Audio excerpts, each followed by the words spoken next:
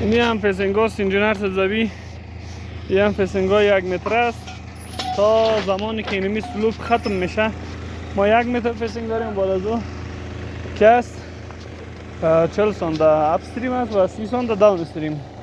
دیگه یک قسمت هم قسمت گلداری است که بخیر سیخبندی شده تو هر شکل و کمانشی شکل جور میشه. این طریقه خالی کردن سنگ از تاله است. توسط کرین استفاده میکنه و ماشین 130 به خاطر درلینگ استفاده میشه که چون کورتست میگیره. کورتست یعنی تست هسته. هر لیر که تست گرفته میشه در الیویشن های متفاوت دیزاین شده.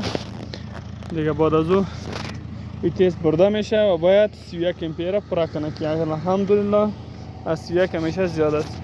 این به خاطر که اینی پایپ دریناژ ما بانیم اینی نقطه را توسط توتال استیشن پیدا میکنیم و اینی سلوپه برش برابر میکنیم. بعد از او که است این باید در وسط بیه. یک کار دیگه نداره.